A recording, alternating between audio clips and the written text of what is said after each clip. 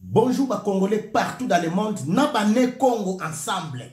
Bandeko na yena répondre Eliezer, na yena faire fonctionner mutu na ye.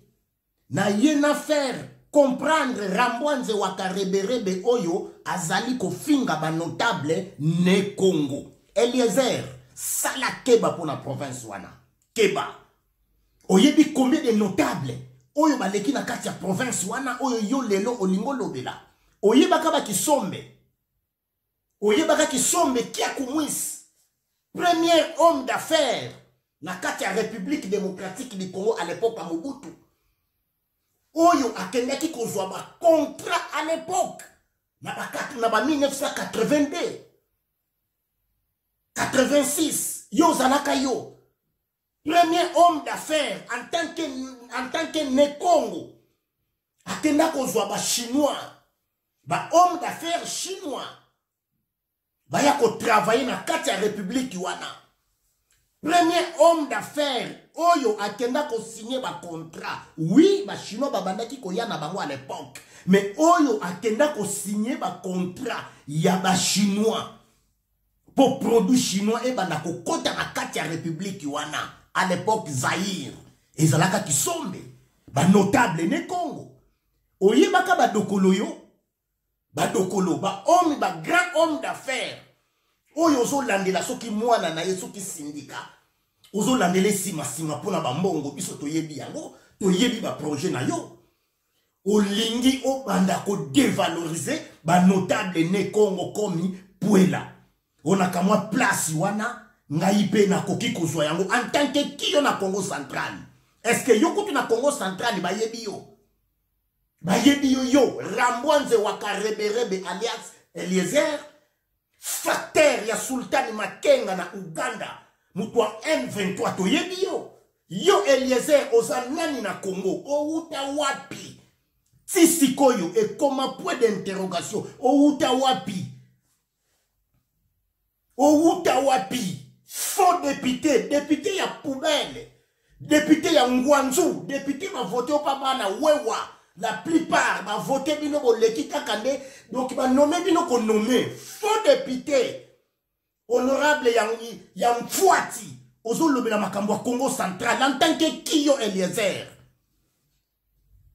bozo lobake Congo central la province plus pauvre ya république ya Kimbamba la wana na yebisi bino Congo central n'est pas pauvre mais Congo central on appauvrit.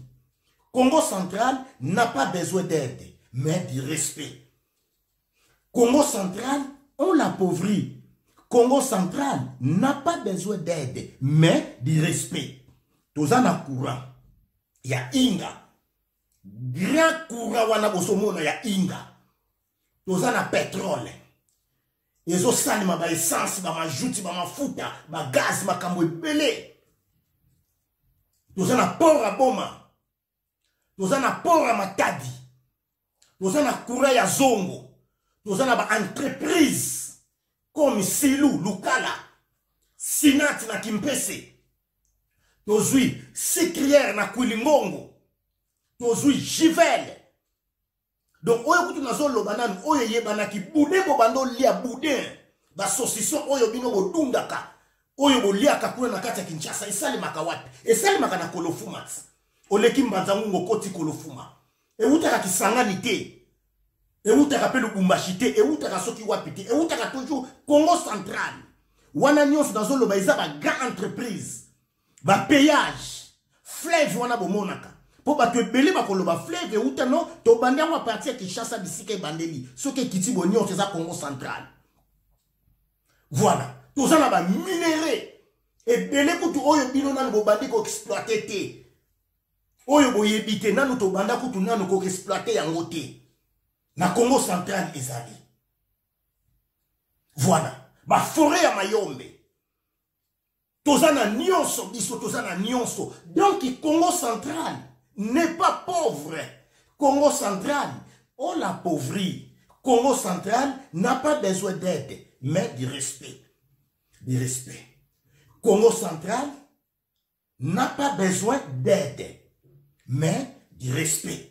Eliezer, keba na Congo central, ko tosakana kutu te yango tozolansaka message pa banotable ne Congo mobimba tosepelaki na ndenge bosalaki kamwa système wana kolanse message na l'état mpo na nlongi ya Congo tofelisitaki bino yango toye kotika susu message oyo epai ya Rambwanze Wakareberebe nazoko yebisa yo oyebi Congo centralité oyebi combien de notables de milliardaires oyo baleki na Congo central à l'époque ya Zaïre na à l'époque ya Kasavubu baki sombe wana oyo zoyoka na badokolo wana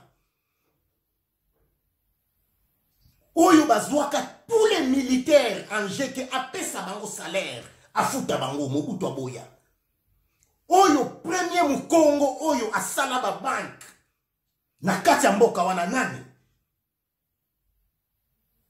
yo lelozo olingo lobake na poste wana bande kona kotiela bino ba voyage ya Rambwanze Wakareberebe jamais akoki komonela province oyo ya biso ya Congo centralité tozo subir ba injustice ebele biso tozo zela tozo tala bino musika kala mingi te tozo kobima voilà bolobat Moïse Katumbe yiwana azo kita bino bato ba Moïse Katumbe kaka musala ya kofinga me bobima pe bofinga pe ba Moïse Katumbe bobima pe bofinga ba Eliezer bango bazo collaborer na ba Moïse Katumbe donc bandeko na ngai message oyo na ye ko lancer eza pena pona Rambwanze Wakareberebe oyo alingi amonela ba notable ne Congo biso toko linga ka susu kutu te en tant que toza na kati ya diaspora na libanda na Europe toko linga ka susu te ba monela tous les leaders oyo ya mu Congo azala na majorité azala na opposition toko soutenir ye botika kokosa biso botika kutu makambu donc ki kokosa biso toko soutenir bango Jean-Claude Mvwemba toko soutenir ye banani ba atuma tubuana en tant que gouverneur ya Congo central toko soutenir ye po tozana quelque chose oyo biso ba Congo sikoyo tolingi po trop c'est trop ya ba injustice voilà bandeko boyoka ba soi-disant que ba journaliste ba Rambwanze Wakareberebe en tant que journaliste ye wana lelo député ya Ngwanzu député ya Mbata toko landa ye muke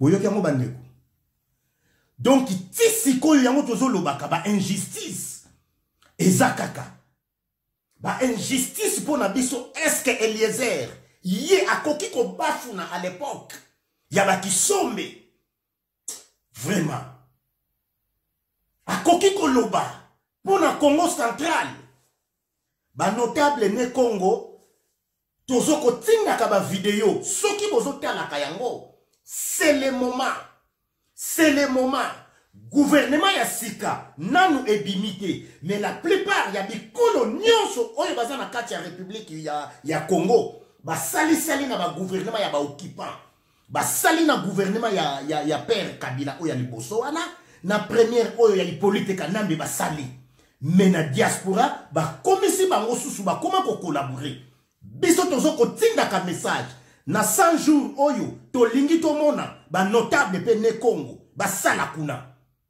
on s'en fout de tout biso on s'en fout de tout province na biso ezo continuer kozonga sima pona buzoba oyo ya biso kaka ya ba ne Congo tolingi tomona na gouvernement ya sika ezala ya majorité ezala ya opposition ba ne Congo fo bosala to boyi pe ba vice ministre qui premier ministre wana to lingi yango mukongo azwa yango biso tozo kotinda ka message sinon ekozala trop tard po toza prêt na nyonso toza prêt toza ba Congo ba oyo bazoko komikosa pona biso ba mususu boko kokaka te suis mukongo 100% Mon Congo 100% donc nkutu nkungu yina yo Pedro.